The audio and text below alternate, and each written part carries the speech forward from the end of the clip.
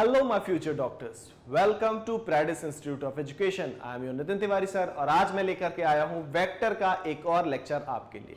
जो लोग हमसे अभी कनेक्ट हुए हैं, नए हैं, जो पहले से वीडियो देख रहे हैं वो तो ठीक है, जो अभी कनेक्ट हुए उनके लिए मैं बता दूं कि प्रैडिस एजुकेशन एक ऐसा ऑनलाइन ई लर्निंग प्लेटफॉर्म है जिसने आपकी नीट 2024 की प्रिपरेशन बिल्कुल फ्री ऑफ कॉस्ट कराने का आपको वादा किया है। ठीक है, और आपकी इस तैयारी में हमारा जो ई लर्निंग ऐप है वो आपकी बहुत मदद करने वाला है। वैसे तो हम उसके पेड सब्सक्रिप्शन भी सेल करते हैं, तो इन केस अगर कोई स्टूडेंट ऐसा है जिसको पेड सब्सक्रिप्शन लेना हो, 1-on-1 डाउट सॉल्विंग, टीचर के साथ लाइव इंटरेक्शन करना हो, लाइव क्लासेस अटेंड करनी हो, तो इस मिनिमम कॉस्ट में वो क्या कर सकता है, अपनी तैयारी को कंप्लीट कर सकता है। बट आपके नीट 2024 के लिए हमने जो फ्री ऑफ कॉस्ट कराने का वादा किया, उसमें ऐप किस तरह से आपकी हेल्प करेगा, उसके लिए आपको ध्यान देना है कि फ्री सॉल्यूशन, प्रैक्टिस टेस्ट और वर्कशीट, ये तीनों वो चीज है जो आप जब प्रैडिस एजुकेशन का ई लर्निंग ऐप डाउनलोड करते हैं प्ले स्टोर या iOS स्टोर से, तो वहां पे आपको ये तीनों चीज बिल्कुल फ्री ऑफ कॉस्ट अवेलेबल करा दी जाती है। आप YouTube पे हमारा वीडियो देखिए, कॉन्सेप्ट को समझिए और देन वहां पे जाके डीपीपी सॉल्व करिए, वर्कशीट सॉल्व करिए, प्रैक्टिस टेस्ट दीजिए और आपको वहां से पता चलेगा कि आपकी तैयारी कहां पर है। ठीक है, बात करते हैं अब अपने लेक्चर फ्लो की। लास्ट लेक्चर में हमारा एक टॉपिक रह गया था which is position vector and displacement vector. ठीक है, तो उसको हम आज की क्लास में देखेंगे। देन हम इंपॉर्टेंट टॉपिक जो आज डिस्कस करने वाले हैं वो हमारा इंपॉर्टेंट टॉपिक है, first is product of two vectors. जो मेन हमारा टॉपिक आज का लेक्चर और जो नेक्स्ट लेक्चर आएगा उसमें भी हम क्या देखेंगे, प्रोडक्ट ऑफ टू वेक्टर्स के बारे में देखेंगे। बेसिकली आज हम बात करेंगे scalar product of two vector. जो प्रोडक्ट ऑफ टू वेक्टर होता है वो दो टाइप से होता है, एक स्केलर प्रोडक्ट होता है जिसको हम डॉट प्रोडक्ट बोलते हैं, और एक होता है वेक्टर प्रोडक्ट जिसको हम क्रॉस प्रोडक्ट भी बोलते हैं। तो ये सारी चीजें क्या है, पूरे टाइम बच्चों को प्रॉब्लम रहती है, फिजिक्स में पढ़ रहे होते हैं, सर समझ में नहीं आ रहा कब डॉट प्रोडक्ट हो जा रहा, कब क्रॉस प्रोडक्ट हो रहा, कब दो चीजों का मल्टीप्लिकेशन में साइन थीटा आ जाता है, कभी कॉस थीटा आ जाता है, और परेशान रहते हैं, या तो याद करते हैं या तो परेशान रहते हैं कि चीजें हो क्या रही। आज का लेक्चर और नेक्स्ट लेक्चर जो लोग देख लेंगे उनको लाइफ में कभी ये डाउट आएगा ही नहीं कि कहां पे डॉट प्रोडक्ट क्या हो रहा है, क्या क्रॉस प्रोडक्ट हो रहा है, साइन थीटा क्यों लग रहा है, कॉस थीटा क्यों लग रहा है, दो चीजों के मल्टीप्लिकेशन के लिए। तो without wasting any time let start the lecture. Our first topic is position of vector and displacement vector। किसी भी वेक्टर की पोजीशन को हम कैसे रिप्रेजेंट करते हैं, किसी भी वेक्टर का डिस्प्लेसमेंट वेक्टर किसी फिक्स्ड पॉइंट से किसी पॉइंट तक अगर वो ट्रेवल करके जा रहा है तो वो जो डिस्प्लेसमेंट होगा फाइनल माइनस इनिशियल, वो कैसे हम कैलकुलेट करेंगे वो देखते हैं। ये फिगर आपको दिख ही रहा होगा कि यहां पे मैंने एक्स वाई जेड तीन एक्सिस बना रखी है और इस पॉइंट O जो कि हमारा रेफरेंस पॉइंट है, ओरिजिन, उससे जो पॉइंट A है, this is our point A। Point A के कोऑर्डिनेट है बेटा x, y, z। It means इस पॉइंट A की x एक्सिस से डिस्टेंस x है, y एक्सिस से डिस्टेंस y है और z एक्सिस से डिस्टेंस क्या है, z है। यही कोऑर्डिनेट बताते हैं, हम तो छोटी क्लासेस से कोऑर्डिनेट ज्योमेट्री पढ़ते आ रहे हैं। तो कोऑर्डिनेट क्या शो करते हैं कि उस एक्सिस से उस पॉइंट की डिस्टेंस क्या है। अब अगर इसका पोजीशन वेक्टर हमें रिप्रेजेंट करना हो, जिसे हम रिप्रेजेंट कर रहे हैं स्मॉल r, और ये वेक्टर का नोटेशन, ये नोटेशन है पोजीशन वेक्टर का। तो पोजीशन वेक्टर इसका होगा बेटा, हमें पता है कि x एक्सिस में, हमें पता है कि x एक्सिस में जो यूनिट वेक्टर होता है वो होता है i कैप, y एक्सिस में जो यूनिट वेक्टर होता है वो होता है j कैप, और z एक्सिस में जो यूनिट वेक्टर होता है वो क्या होता है, k कैप। ये चीजें हमें पहले से हमारे सर ने बता रखी हैं। अब x एक्सिस के लिए x into i cap plus y into j cap plus k into z into k cap, ये क्या है, नोटेशन है पोजीशन वेक्टर का। ये क्या है बेटा, नोटेशन है पोजीशन वेक्टर का। तो आज के बाद जब भी कोई वेक्टर के कोऑर्डिनेट आपको गिवन होंगे और कोई आपसे अगर बोल दे कि इसका पोजीशन वेक्टर बताओ, तो आप क्या करोगे, उस कोऑर्डिनेट में जो x एक्सिस है उस पे आई कैप लगा दो प्लस का साइन, जो y एक्सिस है उस पे j का साइन, j कैप लगा दो, और जो z एक्सिस से डिस्टेंस दी हुई है उस पे k कैप लगा दो, और तीनों को अगर ऐड कर दोगे तो ये किसको शो करेगा, पोजीशन वेक्टर को शो करेगा। किसको शो करेगा, पोजीशन वेक्टर को शो करेगा। तो ये चीज हमें क्लियर हो गई। तो पोजीशन वेक्टर की कहानी तो कुछ इस टाइप से।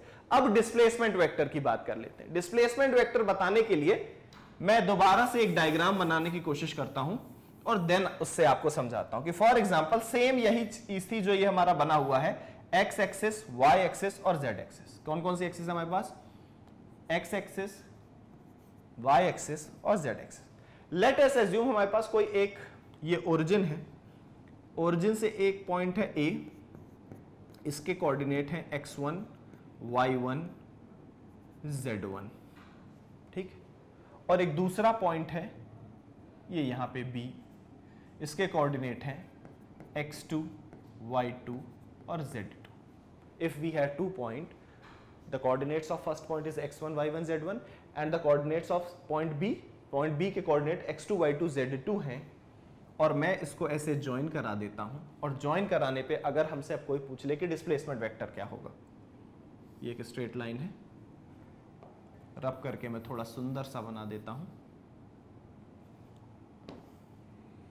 यहां पे है बेटा तुम्हारा पॉइंट है, यहां पे है तुम्हारा पॉइंट बी, इन दोनों को मैं पहले ज्वाइन करा लेता हूं। This is your point A, x1, y1 और z1। This is your point B, coordinates are x2, y2, z2. These are the 2 points. These are the 2 points. x1, y1, z1, x2, y2, z2. ये हमारे point है। अब अगर हमसे कोई बोलेगा आज के बाद कि इनका डिस्प्लेसमेंट वेक्टर बताओ, तो व्हाट इज डिस्प्लेसमेंट? डिस्प्लेसमेंट क्या होता है? Final minus initial point, final point minus initial point,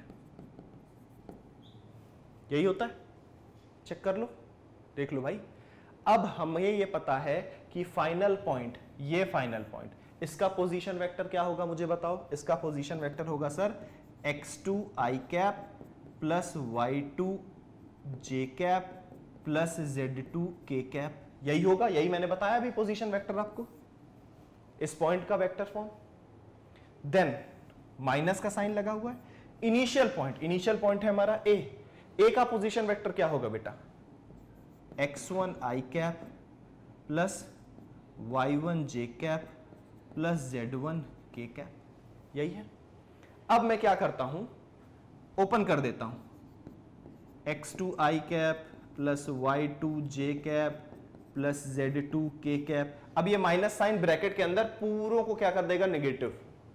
minus x1 i cap plus लगा दिया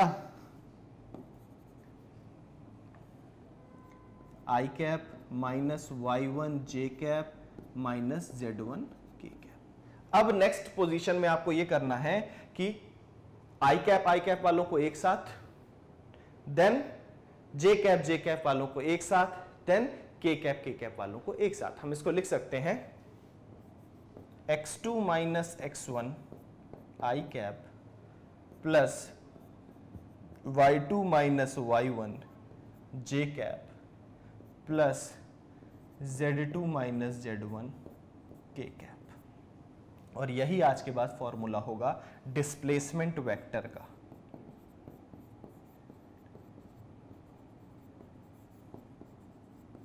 किसका फॉर्मूला होगा बेटा?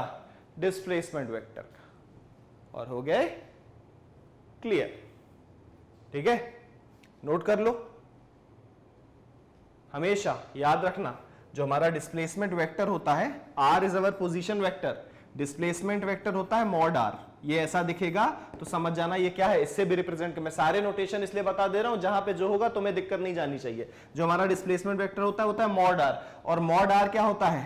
Position vector of final point minus position vector of initial point. ये मॉड r की वैल्यू होती है जो हमने किया है।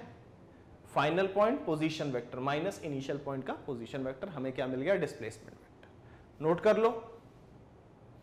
अब अगर इसको हमने नोट कर लिया है, तो इससे रिलेटेड हम क्या करते हैं? एक न्यूमेरिकल सॉल्व करके देखते हैं, जिससे हमें ये क्लियर हो जाएगा कि हम जो कर रहे हैं वो बन भी रहा है हमसे कि नहीं बन रहा है। Question said a particle is moving from point A 1, 2, 3 to point B 4, 6, 9, find its displacement vector. तो सबसे पहले इन पॉइंट को इनके पोजीशन वेक्टर में कन्वर्ट कर देते हैं।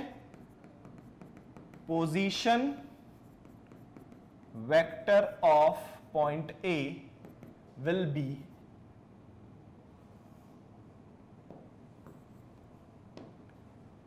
one I cap plus 2 J cap plus 3 K cap, ठीक है।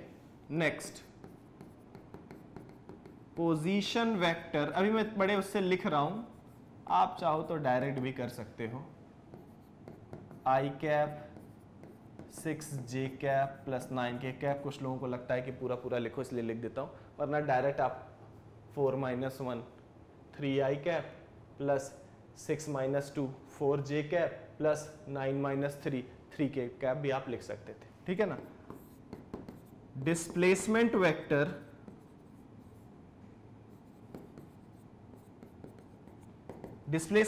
क्या है? डिस्प्लेसमेंट वेक्टर है हमारा, हमें पता है x2 - x1 i cap plus y2 - y1 j cap plus z2 - z1 k cap, यही है। x2 - x1, ये वैल्यू हमारी x1 y1 और z1 की, ये वैल्यू हमारी x2 y2 और z2 की। तो x2 है हमारा 4 माइनस x1 है हमारा 1 और i कैप तो यहां लगा ही हुआ है, प्लस y2 6 है, y1 2 है j कैप, प्लस z2 9 है, माइनस z1 3 है k cap. 4 - 1 3 i cap plus 6 - 2 4 j cap plus 9 - 3 6 k cap.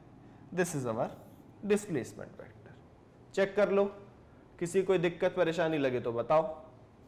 3 i cap plus 4 j cap plus 6 k cap, ठीक है। ये हमने क्या निकाल लिया? Position vector, sorry displacement vector हमने कैलकुलेट कर लिया। तो आप पोजीशन वेक्टर डिस्प्लेसमेंट वेक्टर में कभी भी कोई गलती नहीं करोगे, आपको समझ में आ जाएगा कि डिस्प्लेसमेंट का मतलब होता है फाइनल माइनस इनिशियल। तो और एक चीज याद रखना कि जो पॉइंट ए हो, मतलब जो भी पॉइंट आपको गिवन होंगे जिससे की हेल्प से आप डिस्प्लेसमेंट वेक्टर कैलकुलेट कर रहे होंगे, उन सभी के वो जो कोऑर्डिनेट्स है ना बेटा, वो ओरिजिन से उनकी डिस्टेंस गिवन रहती है। जैसे ये पॉइंट 1 की ए की 1 2 3 ये जो पोजीशन दी हुई है, ये ओरिजिन से दी रहती है, ओरिजिन का कोऑर्डिनेट 0, 0, 0 होते हैं, ठीक है। तो ये ध्यान रखना, कहां से? ये ओरिजिन O, इसके क्या कोऑर्डिनेट होते हैं? 0, 0, 0। यहां से पॉइंट A है और यहां से पॉइंट B है, ये ऐसे दिए। तो इस पॉइंट A में जो ये कोऑर्डिनेट एक्चुअल में डिस्टेंस है ना, इसकी x डायरेक्शन में 1, y डायरेक्शन में 2, z डायरेक्शन में 3, ये ओरिजिन से दी हुई है, ठीक है।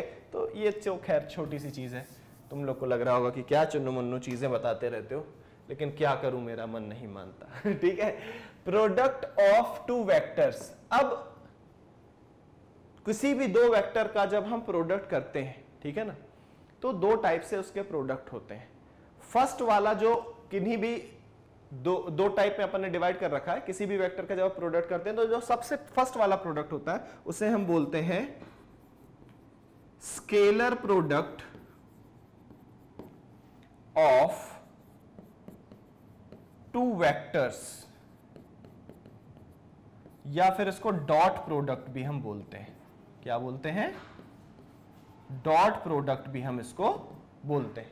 या तो स्केलर प्रोडक्ट बोलते हैं इसको, या तो हम dot product of two vectors भी इसको बोलते हैं। ओके, नोट्स के लिए आपको लिखना है तो लिख लीजिए, the multiplication of two vector quantity can not be done by simple algebraic method. ये तो हमको पहले से ही पता है। The product of two vector may be scalar as well as vector. कहानी यहां से स्टार्ट हुई। हमने जब दो वेक्टर क्वांटिटीज का क्या किया, मल्टीप्लिकेशन किया, तो समटाइम्स हमें वेक्टर क्वांटिटी ही मिली, समटाइम हमें स्केलर क्वांटिटी मिली। तो अब हमने उसको फिर डिवाइड करने की सोची। हमने बोला if the product of two vector is scalar then it is called scalar product. अगर किसी भी दो वेक्टर क्वांटिटी का प्रोडक्ट अगर स्केलर आ रहा है तो हम उसे क्या बोलेंगे? स्केलर प्रोडक्ट बोलेंगे और डॉट प्रोडक्ट बोलेंगे। And if the product is vector quantity then it is called vector product. तो वेक्टर प्रोडक्ट आएगा कि स्केलर प्रोडक्ट आएगा, ये डिपेंड करेगा कि हमें मिल क्या रहा है।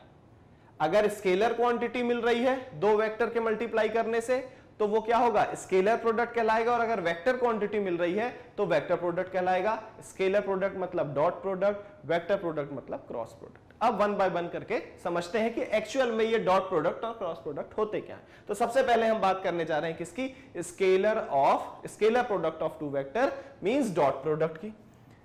The scalar product or dot product of two vectors is defined as the product of their magnitude with cosine of the angle between them, और उनके बीच के एंगल के कोसाइन वैल्यू के। ठीक है, कैसे समझते हैं। ये हमारे पास एक वेक्टर है, मैं इसका थोड़ा कलर चेंज कर देता हूं। We have one vector A here, another vector B here. ये हमारे पास दो वेक्टर है ए और बी, और इनके बीच का एंगल बच्चा हमें गिवन है थीटा। इनके बीच का एंगल हमें गिवन है थीटा। हमने इसको यहां से ज्वाइन करा दिया एक इमेजिनरी लाइन, जिससे ये क्या बन गया, जिससे बन गया एक राइट एंगल ट्रायंगल। और अब ये हमारे काम का हो गया। जब एक ये राइट एंगल ट्रायंगल बन गया तो ये क्या हो गया, हमारे काम का हो गया। अब हमने कहा कि इन दोनों का जो डॉट प्रोडक्ट होगा मींस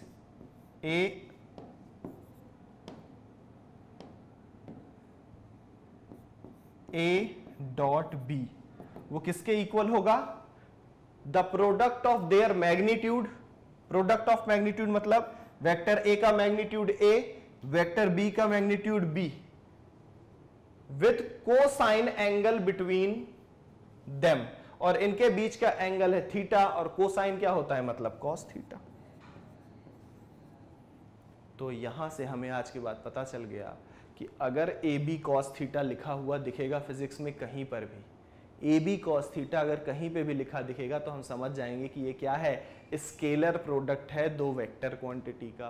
क्या है, स्केलर प्रोडक्ट है दो वेक्टर क्वांटिटी का। ए डॉट बी को हम ए बी कॉस थीटा लिखा करेंगे। ए बी कॉस थीटा कहीं लिखा दिख जाएगा, वैसे हमेशा उल्टा ही दिखेगा। ए बी कॉस थीटा लिखा रहता है, ए बी साइन थीटा लिखा रहता है, हमें नहीं समझ में आता क्या हो रहा है। तो ए बी कॉस थीटा अगर कोसाइन एंगल साथ में दिया हुआ है तो आपको 2 मिनट के अंदर समझ जाना है कि ये क्या दिया हुआ है, स्केलर प्रोडक्ट दिया हुआ है। और मैं बार बार इसलिए दोहरा रहा हूं कि इस बात को याद रखना कि अगर कोसाइन एंगल दिया हुआ है तो समझ जाना कि किसकी बात कर रहे हैं, डॉट प्रोडक्ट की बात कर रहे हैं। ठीक है, जैसे हमारा वर्क डन है, एग्जांपल भी दे देता हूं तुम लोग को जिससे समझ में आ जाए। वर्क डन क्या होता है, force into displacement, force into displacement. ठीक है ना, फोर्स लग रहा है, डिस्प्लेसमेंट लग रहा है। अब ये डॉट प्रोडक्ट क्यों है, डॉट प्रोडक्ट इसलिए है क्योंकि ये दोनों वेक्टर क्वांटिटी है, these two are vector quantity, और इन दोनों वेक्टर क्वांटिटी का जब हम प्रोडक्ट करते हैं तो हमें क्या मिलता है, work done, which is a scalar quantity. Work done के लिए कभी डायरेक्शन बताया तुमने किसी को, कभी किसी को वर्क डन के लिए हमें डायरेक्शन बताने की जरूरत नहीं पड़ती। क्यों नहीं पड़ती डायरेक्शन बताने की जरूरत, इसीलिए ये क्या है, स्केलर प्रोडक्ट है, और हो किससे रहा है, दो वेक्टर क्वांटिटी। इट मींस कि ये एफ और एस का डॉट प्रोडक्ट है जो हमें क्या कैलकुलेट करके देता है, वर्क डन कैलकुलेट करके देता है। क्या कैलकुलेट करके देता है, वर्क डन। ओके, सेम ऐसे ही पावर एफ डॉट वी, ये भी क्या है, डॉट प्रोडक्ट है, हमें क्या देता है, पावर। POWER लिखो सर, तब तो पावर समझ में आएगा। पावर क्या है, एक स्केलर क्वांटिटी है, इन दोनों वेक्टर क्वांटिटी का डॉट प्रोडक्ट है। देखो इसीलिए डॉट लगा दिया है, डॉट प्रोडक्ट है जो हमें क्या दे रहा है, स्केलर प्रोडक्ट दे रहा है। जब प्रोडक्ट करके उससे जो वैल्यू मिल रही है हमें, वो मिल रही है पावर, और पावर क्या है, स्केलर क्वांटिटी। तो ये जो scalar product of two vectors है वही हमारा क्या है, डॉट प्रोडक्ट है। और क्या होता है वो, ए वेक्टर और बी वेक्टर का डॉट प्रोडक्ट क्या होगा, ए बी कॉस थीटा, और ये कॉस थीटा ये कौन सा है, उन दोनों के बीच के एंगल का कोसाइन एंगल। ठीक है, नोट कर लो जल्दी से। अब एक बार आपने अगर इसको नोट कर लिया तो कुछ इंपॉर्टेंट पॉइंट्स हैं जिनका डिस्कशन बहुत ही इंपॉर्टेंट है, उनको हम वन बाय वन करके क्या करेंगे, डिस्कस करेंगे। और प्लीज इसे अपने नोट्स में जरूर नोट डाउन करना क्योंकि ये आपके लिए बहुत हेल्पफुल होने वाला है। ओके, एक चीज हमेशा याद रखना कि अगर कोई वेक्टर ए और बी है हमारे पास, तो ए डॉट बी और बी डॉट ए दोनों वैल्यू क्या होंगी, इक्वल होंगी। हम a डॉट बी करेंगे तो भी A B cos theta same value है, b डॉट ए करेंगे तो बी ए कॉस थीटा दोनों सेम वैल्यू है, क्योंकि ये दोनों क्या था, मैग्नीट्यूड है ना, तो इन दोनों की वैल्यू क्या रहेगी, इक्वल रहेगी। ये होगा ए बी कॉस थीटा और ये होगा B A cos theta. Cos theta ही है, ये दोनों क्या है, मैग्नीट्यूड्स हैं, तो 2 into 4 लिखो या 4 into 2 लिखो, बात तो एक ही है। ये अगर 2 और 4 है तो 2 into 4 लिखूं या 4 into 2 लिखूं, बात तो एक ही है, 8 ही आना है, ठीक है ना। तो इनके डॉट प्रोडक्ट में ऐसा चीजें होती हैं। दूसरा, a dot b plus C vector is always equals to a dot b plus a dot c। ये इस रूल को भी फॉलो करेगा, ये भी आपको हमेशा क्या रखना है, ध्यान रखना है। थर्ड चीज, किन्हीं भी दो सेम वेक्टर का डॉट प्रोडक्ट को हम उनके स्क्वायर में रिप्रेजेंट कर सकते हैं। a dot a will be a square, a dot a will be a square, ये हमेशा ऐसा हो सकता है। Then a dot b equals to a b cos theta. इसका मतलब होता है a और इसका मतलब होता है component of b along a, b का कंपोनेंट a के डायरेक्शन, ठीक है, इसका ये मतलब होता है। या फिर a डॉट b को हम b a cos थीटा ऐसा भी तो लिख सकते हैं। इसका मतलब क्या होगा, इसका मतलब होगा b और a cos थीटा का मतलब होगा कंपोनेंट ऑफ a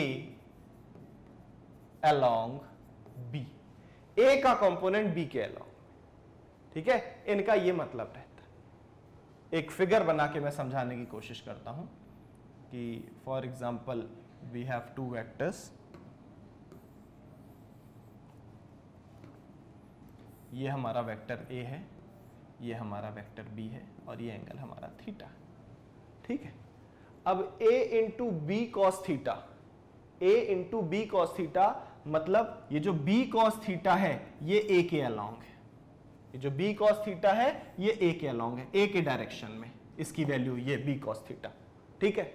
और अगर b into a cos theta है, इसका मतलब b के अलॉन्ग ये वेक्टर का डायरेक्शन है, कंपोनेंट, ये कौन सा कंपोनेंट है, इस डायरेक्शन में उसका कंपोनेंट। और जिन लोगों को ये नहीं समझ में आ रहा कि सर ये क्या कंपोनेंट की बात हो रही है, वो मैंने रेजोल्यूशन ऑफ वेक्टर इससे पहले वाला जो लेक्चर मैंने डाला हुआ है उसको वहां पे जाके आपको थोड़ा सा देखना पड़ेगा और देख के समझना पड़ेगा, ठीक है। तो ये चीजें हमें क्लियर हो गई।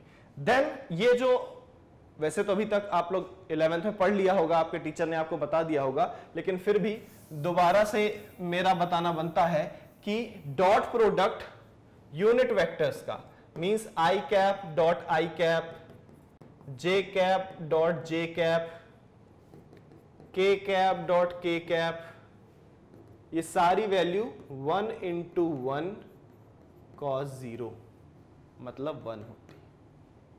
ये तभी पॉसिबल है भाई अगर दोनों सेम वेक्टर है, दोनों वेक्टर सेम है, मतलब यहां से समझना a डॉट b होता है ए बी कॉस थीटा, कब, जब ये a वेक्टर है, ये b वेक्टर है और ये एंगल थीटा है। अब अगर ऐसा लिखा हो a डॉट a मतलब a कॉस थीटा, और थीटा क्या है, इन दोनों के बीच का एंगल, अगर दोनों एंगल सेम है मतलब बीच का जो इनके एंगल है वो क्या है, 0 डिग्री। अगर दोनों a वेक्टर ही हैं, a वेक्टर उसी के ऊपर a वेक्टर, मतलब इनके बीच का एंगल क्या है, 0 डिग्री, तो ये वैल्यू क्या हो जाएगी, ये यूनिट वेक्टर है आई तो इसलिए वैल्यू 1 1, और क्या होता है कॉस थीटा, थीटा की वैल्यू 0 मतलब टोटल वैल्यू आ जाएगी 1। तो मतलब I dot I, J dot J और के डॉट के, इन सब की वैल्यू 1 क्यों होती है, आज के बाद तुमको समझ में आ गया। आई डॉट आई का मतलब है 1 into 1 cos थीटा, थीटा की जगह 0 मतलब 1, ठीक है। तो ये याद रखना कि I dot I, J dot day, के डॉट के, इन सब की वैल्यू क्या होगी, 1 होगी, और क्यों होगी वो तुम्हारे सर ने तुम्हें बता दिया है, ठीक है। नेक्स्ट अगर उल्टा हो जाए i dot j dot k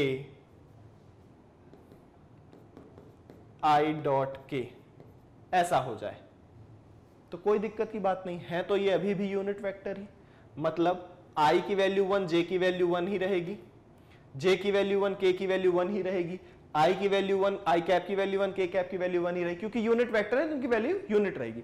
अब क्योंकि वेक्टर ये आपस में क्या हो गए बेटा, चेंज हो गए हैं, और हमें सर ने कोऑर्डिनेट सिस्टम में बता रखा है कि x एक्सिस में जो यूनिट वेक्टर होता है वो है i कैप, y एक्सिस में जो यूनिट वेक्टर होता है वो j कैप, और z एक्सिस में जो यूनिट वेक्टर होता है दैट इज k कैप। और अब मुझे पूछने की जरूरत नहीं है, आप ही बता दोगे कि सर i कैप और j कैप के बीच का एंगल 90 डिग्री होगा सर, i कैप और k कैप के बीच का एंगल 90 डिग्री होगा सर, j कैप और k कैप के बीच का एंगल 90 डिग्री होगा सर। ये सारे एंगल 90 डिग्री होते हैं, इसलिए हमने यहां पे cos 90 लिख दिया, 1 into 1 cos 90, और cos 90 की वैल्यू 0 होती है ये बताने की जरूरत नहीं है, इसलिए ये पूरा टर्म क्या हो जाएगा 0। तो आज के बाद हमें ये भी पता चल गया कि i dot i equals to j dot k equals to i dot k 0 होता है। और क्यों होता है, इस फिगर और इनकी हेल्प से सर ने हमें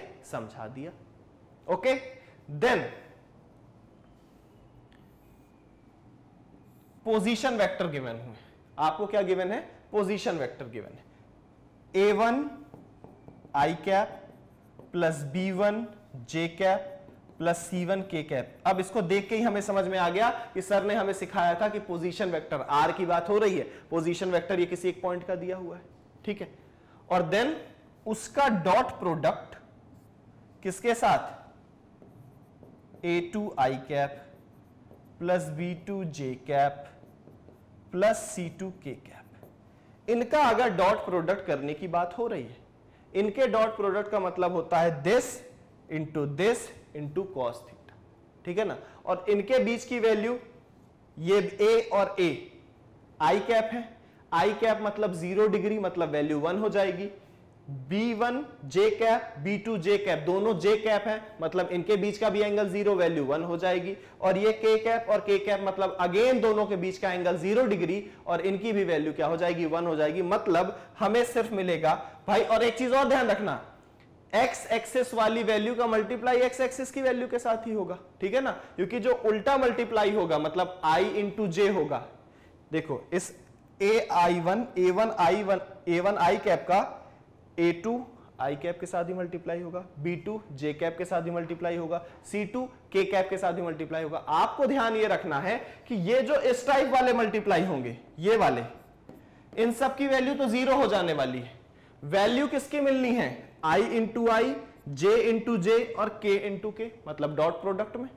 मतलब a1 का मल्टीप्लाई a2 के साथ जब होगा तभी बस कुछ वैल्यू मिलेगी, क्रॉस में अगर वैल्यू मिली i into J, J into K, K into आई, ये सब 0 हो जाना है, ठीक है। तो हमें सिर्फ इसलिए क्या मिलता है, a1 a2 plus b1 b2 plus c1 c2, और अगर किसी को अभी भी डाउट लग रहा है तो इसका एक्सपांशन करके अपनी कॉपी पे देखो और फिर देखो कि क्या आंसर आ रहा है, ठीक है, इसका पूरा एक्सपांशन करके देखो वीडियो पॉज करके, ठीक है।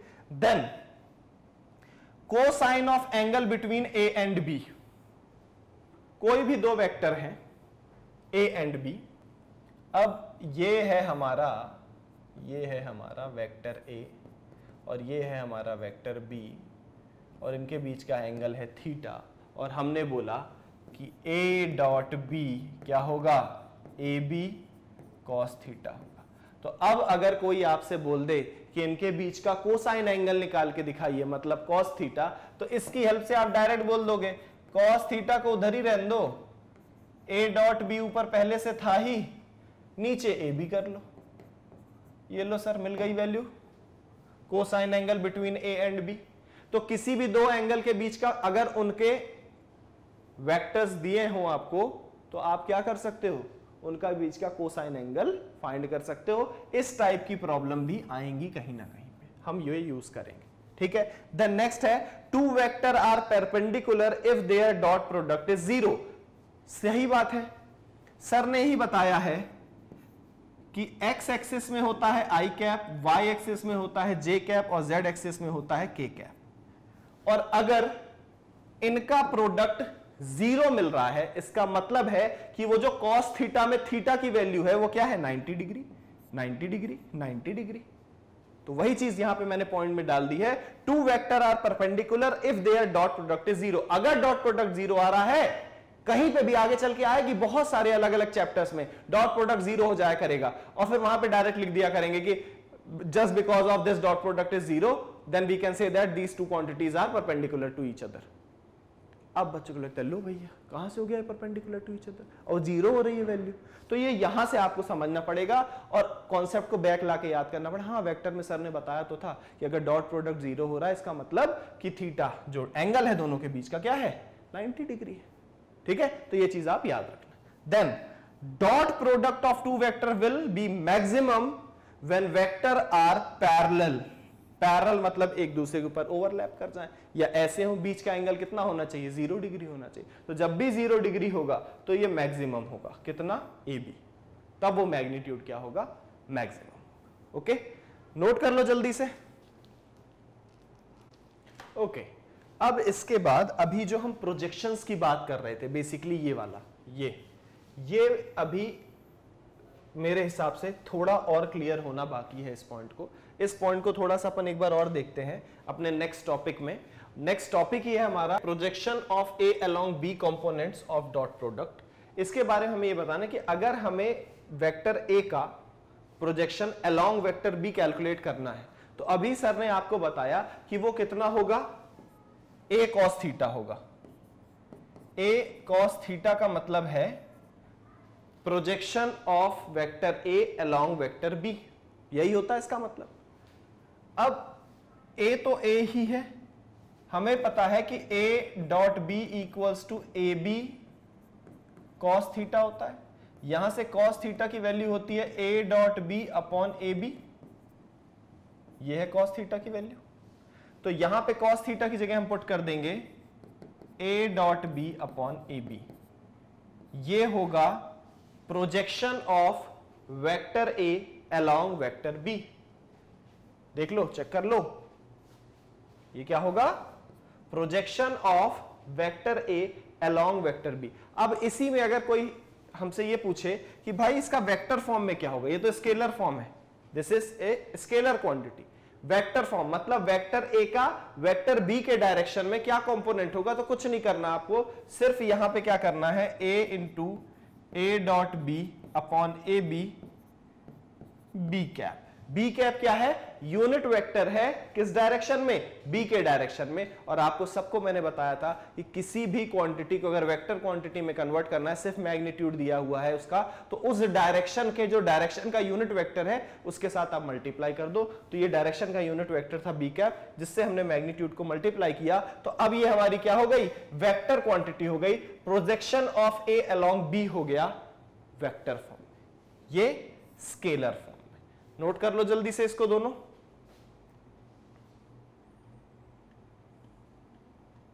और ऐसे ही आप b अलोंग a भी निकाल सकते हैं कि अगर यहां पे वेक्टर b हो जाए और यहां पे वेक्टर a हो जाए तो वो भी आप सेम इसी चीज से कैलकुलेट करके निकाल सकते हैं। अब इससे रिलेटेड हम क्या करते हैं, इससे रिलेटेड हम कुछ न्यूमेरिकल सॉल्व करके देखते हैं।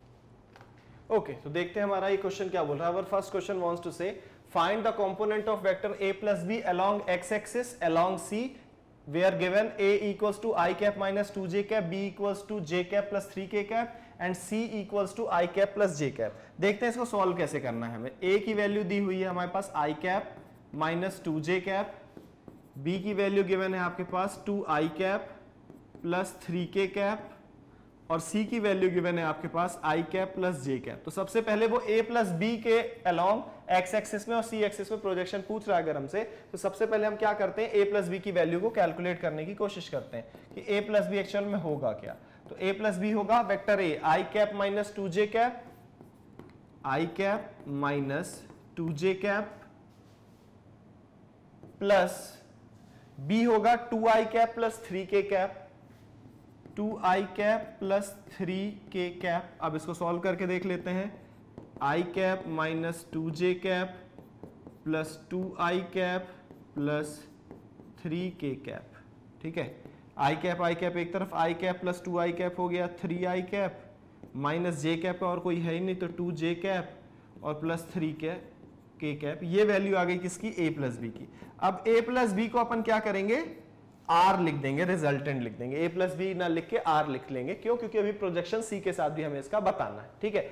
अब फर्स्ट क्वेश्चन ये है, find the component of vector a plus B along x axis.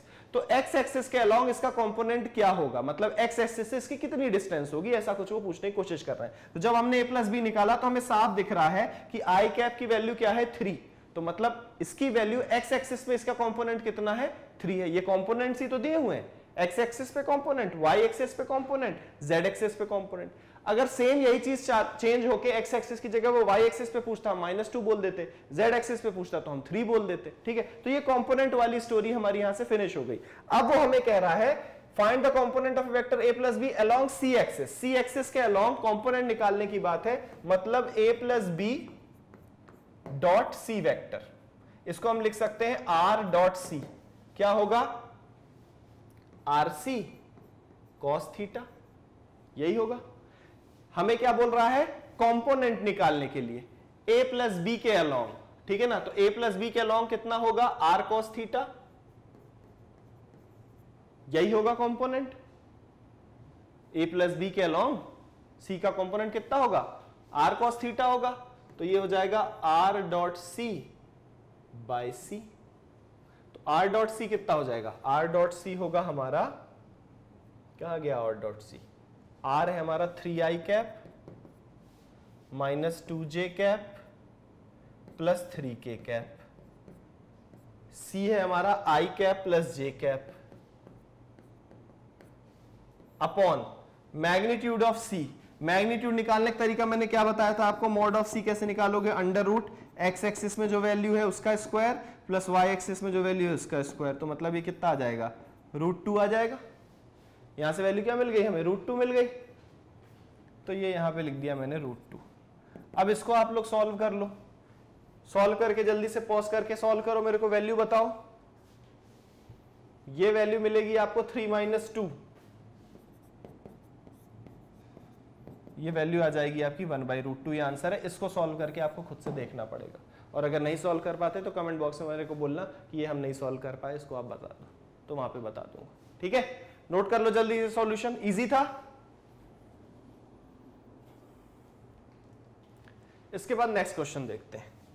Next question said work done by a force F on a body is W equals to F into D, force into displacement, is where d is the displacement of body given that under a force F का दिया हुआ है position vector 2i cap plus 3j cap plus 4k cap Newton. A body is displaced from the position of vector r1, मैं बना देता हूं यहां पे तो आपको ज्यादा मजा देगा। ये दिया हुआ है r1 और गई वो r2 तक, फोर्स लगने पर वो यहां फोर्स लगा, उसको r1 पे फोर्स लगा और वो r2 तक गई, इतना डिस्प्लेसमेंट हुआ उसमें, ठीक है ना। तो डिस्प्लेसमेंट वेक्टर कैसे निकालेंगे, डेल r वो निकालेंगे r2 माइनस r1 करके। मैंने डिस्प्लेसमेंट वेक्टर का फॉर्मूला आपको बताया था कि डिस्प्लेसमेंट वेक्टर का फॉर्मूला क्या होगा, x2 minus x1 i cap plus y2 minus y1 j cap plus z2 minus z1 k cap, ये होगा, ठीक है, यही होगा फॉर्मूला। तो यहां से हम निकाल लेंगे डिस्प्लेसमेंट, और फोर्स हमें दिया ही हुआ है, तो find the work done by this force बोल रहा है, तो W इक्वल्स टू क्या होता है, F डॉट D। फोर्स कितना दिया हुआ है, force is 2i cap plus 3j cap plus 4k cap, ये दिया हुआ है, डॉट डिस्प्लेसमेंट हमें निकालना पड़ेगा। डिस्प्लेसमेंट हम निकालेंगे r2 माइनस r1 करके, ये कितना है x1 y1 और z1 है, ये है x2 y2 और z2 बेचारा 1 ही दिया हुआ है, ठीक है ना। तो x2 माइनस x1 मतलब 1 माइनस 2 कितना होगा, -1 i cap, then y2 minus y1 मतलब 1 -3 -2 j कैप, देन 1 -1 0 k कैप। तो 0 k कैप ना भी लिखोगे तो भी चलेगा।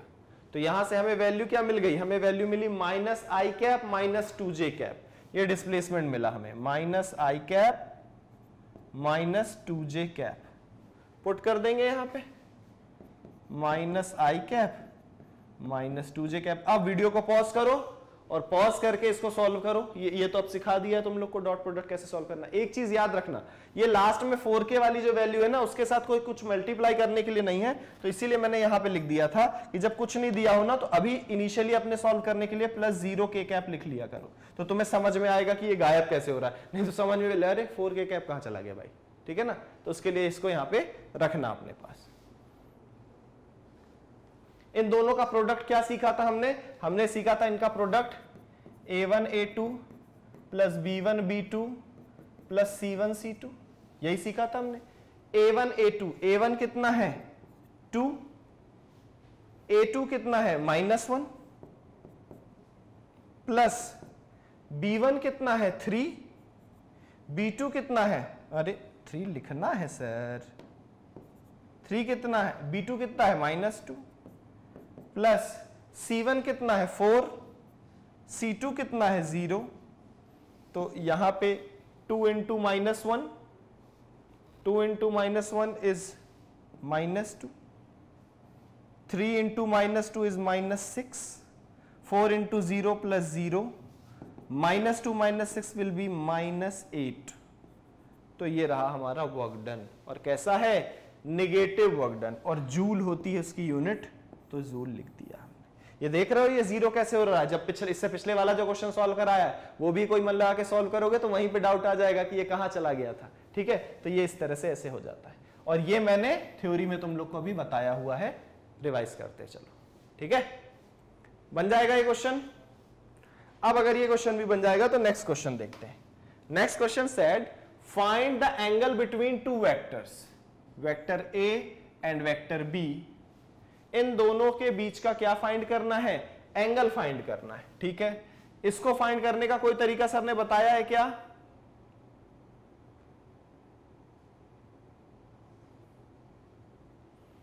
हमें पता है कि किसी भी दो वेक्टर ए और बी का डॉट प्रोडक्ट होता है ए बी कॉस थीटा।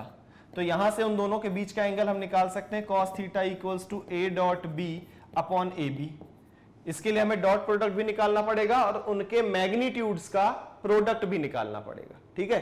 तो सबसे पहले हम क्या निकाल लेते हैं, डॉट प्रोडक्ट निकालते हैं, ए डॉट बी, ठीक है। ए डॉट बी कितना आएगा, 2i कैप प्लस जे कैप माइनस के cap dot I cap minus के कैप। डॉट प्रोडक्ट निकालने का फॉर्मूला क्या पता है हमें, a1 a2 plus b1 b2 plus c1 c2 sign के साथ, ठीक है। यहां पे जे कैप गायब है इस बार, ध्यान देना। तो जे कैप अगर गायब है मतलब जे कैप वाली वैल्यू क्या हो जानी है, 0। तो ये 2 into 1 plus 1 into j cap है ही नहीं तो 0 प्लस -1 इंटू -1, तो ये हो जाएगा 2 प्लस 0 माइनस माइनस प्लस 1, तो ये हो जाएगा 3। तो a डॉट बी की वैल्यू क्या निकाल ली हमने, 3 निकाल ली, आ गई a डॉट बी की वैल्यू 3। अब हम क्या करेंगे, मॉड ऑफ a निकालेंगे। Mod of a, mod vector का निकालने का तरीका क्या सिखाया है, x एक्सिस में उसकी वैल्यू का स्क्वायर प्लस y एक्सिस में उसकी वैल्यू का स्क्वायर प्लस z एक्सिस में उसकी वैल्यू का स्क्वायर।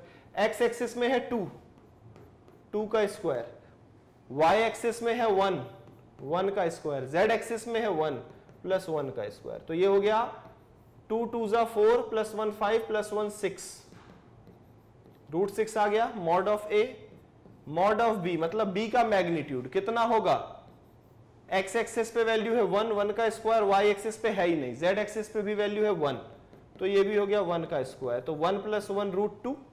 ओके, तो यहां से cos theta equals to A dot B upon A B mod 6 into mod 2। A dot B कितना निकाला हमने, 3 निकाला, और ये हो गया अपॉन 6 इंटू 2, तो ये 3 अपॉन 6 को क्या लिख सकते हैं, 2 इंटू 3, 2 इंटू 3 इंटू 2, मतलब एक 2 बाहर आ जाएगा। हमने क्या किया, 3 अपॉन 2√3 लिख दिया। अब हमने √3 इंटू √3 किया, तो ये हो गया हमारा 3√3 अपॉन 2, और √3 इंटू 3 हो जाएगा, तो हो जाएगा 2 इंटू 3, तो 3 से 3 कैंसिल, √3/2, ये आ जाएगा हमारा आंसर। ठीक है, क्या आ गया, √3/2। ये किसकी वैल्यू आई, कॉस थीटा की। Cos theta equals to √3/2। और अब अगर 10th क्लास पास कर लिया आप लोगों ने, तो मुझे बताने की जरूरत नहीं है कि कॉस थीटा की वैल्यू √3/2 कब होती है। भैया कॉस थीटा की वैल्यू √3/2 होती है 30 डिग्री पे, तो थीटा इक्वल्स टू क्या हो जाएगा यहां से, 30 डिग्री। तो ये हमारा सॉल्व हो गया। क्या सॉल्व हो गया, कि find the angle between these two vectors. ठीक है, ये क्वेश्चन जल्दी से नोट कर लो। नोट कर लिया तो हम नेक्स्ट क्वेश्चन देखते हैं। बोलता है find the scalar component and vector component of a equals to 3i cap plus 4j cap plus 5k cap, b equals to I cap plus j cap plus k cap।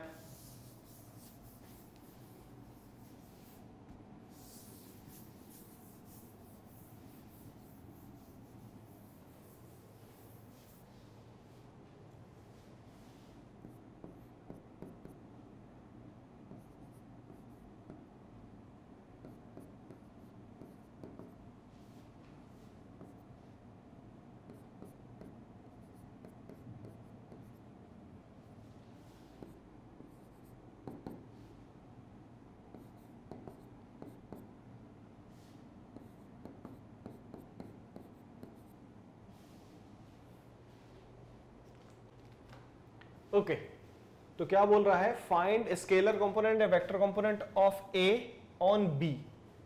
ए का बताना है component B पर, along B, मतलब आपको बताना है A cos theta. ये है वेक्टर कंपोनेंट, और सॉरी स्केलर कंपोनेंट, अभी बताया था इससे पहले मैंने। ठीक है, और जब वेक्टर की बात आएगी तो इसी ए कॉस थीटा में हम क्या करेंगे, बी कैप का मल्टीप्लाई कर देंगे। तो अब सबसे पहले देखते हैं कि ए कॉस थीटा हम निकालेंगे कैसे। हमें पता है कि A dot B equals to होता है ए बी कॉस थीटा। अब यहां से ए कॉस थीटा अगर निकालना है तो कैसे निकालोगे, A dot B by B, ऐसे ही निकलेगा। ठीक है, अब ए डॉट बी कैसे निकलेगा, 3i cap plus 4j cap plus 5k cap dot B i cap plus j cap plus k cap upon mod of B. Mod of B कैसे निकलेगा, 1 का स्क्वायर प्लस 1 का स्क्वायर प्लस 1 का square. ठीक है, तो ये हो गया 3 into 1 plus 4 into 1 plus 5 into 1 upon √3, like this. तो ये हो जाएगा 4 प्लस 5 9, और 9 प्लस 3 12 बाई √3, लाइक दिस। अगर रैशनलाइज करना हो तो हम रैशनलाइज कर सकते हैं √3 बाई √3 से, तो ये हो जाएगा 12 √3 बाई 3, 3 1 जा 3, 3 6 जा 12, 6 √3 आ गया क्या, स्केलर ए कॉस थीटा, ये आ गया हमारा 6 √3। तो ये तो आ गया scalar component of vector A on B. Vector component के लिए कुछ नहीं करना, इसी में बी कैप का क्या कर देना है, मल्टीप्लाई कर देना है। इसी में क्या कर देना है, ओ भैया ओ 3 6 जा 18 होता है। एक तो तुम्हारे सर से ना मल्टीप्लाई में भी गलती कर रहे हैं, पिट्टू होगा बहुत ज्यादा है। क्या कर रहे हैं, 12 √3 बाय 3, 3 1 जा 3, 3 4 जा 12 होता है सर। क्या यार 4√3, यहाँ पे भी 6√3 नहीं लिखो, यहाँ पे भी होगा 4√3, लेकिन ये क्या है, ये एक स्केलर कंपोनेंट है। वेक्टर कंपोनेंट के लिए हमको क्या करना है, बस बी कैप का मल्टीप्लाई कर देना है, मतलब 4√3 इंटू बी कैप। अब तुम लोग सोच रहे होगे ये बी कैप एक्चुअल में है क्या। अगर तुम लोग को थोड़ा याद हो कि जब मैंने यूनिट वेक्टर इसी चैप्टर में तुम्हें पढ़ाया हुआ है, अगर किसी ने वीडियो नहीं देखा तो अगेन मैं रिक्वेस्ट कर रहा हूं पीछे जाके देखो, कि अगर यूनिट वेक्टर हमें लिखना है तो हम किसी भी यूनिट वेक्टर को उसके vector upon mod of vector में रिप्रेजेंट कर सकते हैं। किसी भी यूनिट वेक्टर को हम उसके vector upon mod of vector में रिप्रेजेंट कर सकते हैं। तो बी कैप का वेक्टर होगा vector B upon mod of B, यही होगा। तो 4√3 वेक्टर क्या है, वेक्टर बी कहां है, आई कैप प्लस जे कैप प्लस के कैप, आई कैप प्लस जे कैप प्लस के कैप, ठीक है। और वेक्टर बी का मॉड √3, तो ये बाय हो गया √3। चेक कर लो, कोई दिक्कत परेशानी लगे तो बताओ। और अब सर ये √3 से √3 कैंसिल हो जाएगा, तो ये वैल्यू मैं यहां पे करके लिख देता हूं 4 into i cap plus J cap plus के कैप, ऐसी हो जाएगी। मल्टीप्लाई करके आप इसको लिख सकते हो 4 आई कैप प्लस 4 जे कैप प्लस 4 के cap. This is your final answer. Okay, तो क्वेश्चन बहुत इजी है, आपको 1 बाय 1 क्या करना पड़ेगा, प्रैक्टिस करना पड़ेगा। और आपकी प्रैक्टिस के लिए एक क्वेश्चन मेरी तरफ से ये क्या लिखा हुआ है, find the projection of A on B. और अभी इसमें एक चीज नहीं लिखा हुआ है, स्केलर और वेक्टर दोनों निकाल के कमेंट बॉक्स में बताना। स्केलर और वेक्टर दोनों अगर कर पाओ तो सॉल्व करके, अभी जैसा पिछला कराया वैसा ही क्वेश्चन है, प्लीज मुझे सॉल्व करके जरूर बताना। Okay guys, so this is done for today, rest we will discuss in next session. और नेक्स्ट टॉपिक में हम क्रॉस प्रोडक्ट यानी vector product of two vector देखेंगे। ओके, बाय बाय बच्चा।